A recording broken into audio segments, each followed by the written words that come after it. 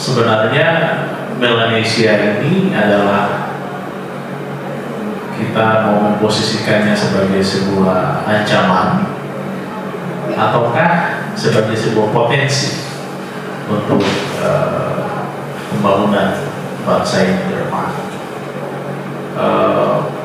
Kalau kita tidak cepat memposisikan atau mengambil satu static position, nanti habis waktu kita berdebat.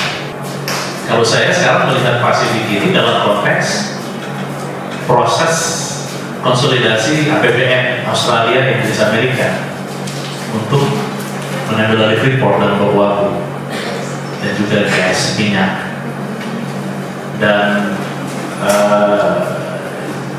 bisa saja media yang dikonstruksikan hari inilah yang menghasilkan banyak konspirasi yang kemudian kita perdebatkan, sementara hal-hal prinsip yang menjadi kekuatan bangsa kita tidak munculkan di sana.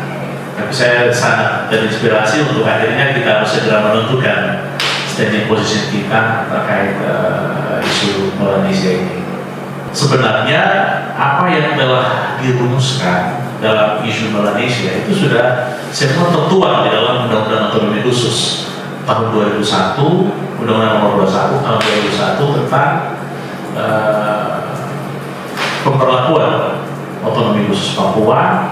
Di dalamnya ada afirmasi, ada 4 bidang prioritas otsus yang harus dikejar 20 tahun, dan itu kita sudah lewati, yaitu pendidikan, kesehatan, ekonomi, dan infrastruktur.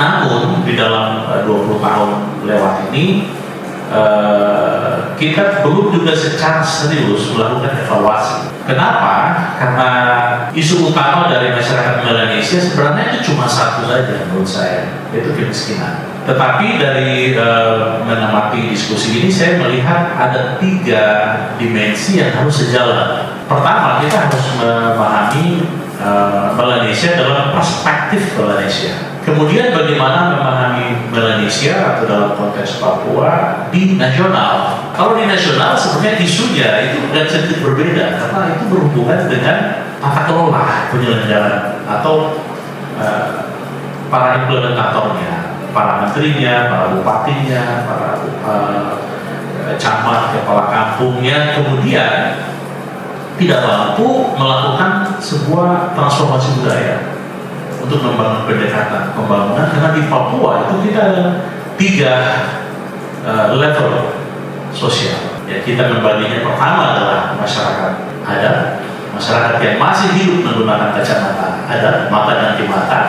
Kalau kita bilang perang itu adalah kriminal, perang itu adalah demokrasi, karena mereka harus menentukan who is the leader di dalam suku Dani misalnya, harus perang supaya kita tahu siapa yang bisa jadi pemimpin di sini. Tapi kalau perang ini kemudian ada yang korban, kemudian dibawa ke polisi misalnya, atau dibawa ke ranah hukum, maka itu bisa jadi perang lanjutan nanti. Kemudian ada masyarakat transisi, ini adalah daerah-daerah baru yang dibuka dan akses dari kampung ke kota, dan mereka ini juga kalau tinggal di kota nggak ada pekerjaan, harus kembali ke kampung, tapi bosan juga tinggal di kampung, harus ke kota gitu. Nah, kemudian ada masyarakat modern. Jadi kalau saya prediksi masyarakat adat itu mencapai 50% dari persentase populasi, kemudian 30% adalah transisi, dan 20% adalah masyarakat modern. Dalam konteks ini memang lagi-lagi dari pengalaman 20 tahun ini kita melihat bahwa persoalan terberat itu justru bukan ada di masyarakat atau di komunitas Melanesia. Masalahnya itu ada pada penyelenggara negara. Maka itu ada aspek yang harus kita sinergiskan dalam misi mendefinisikan atau merumuskan model atau metode pendekatan ini, juga harus berbarengan dengan reformasi birokrasi. Jadi masyarakat itu juga pada pusing gitu, melihat tiap hari ada pejabat ditangkap, kemudian ada pejabat yang tidak pernah turun ke kampung gitu. Jadi akhirnya itu jadi terjun dari masyarakat. Tidak mudah itu masyarakat percaya pemerintah gitu. Jadi ini ada satu dimensi yang memang menurut saya kita juga harus menyoroti pembangunan di kawasan Melanesia Indonesia ini dari perspektif tata kelola pemerintahan.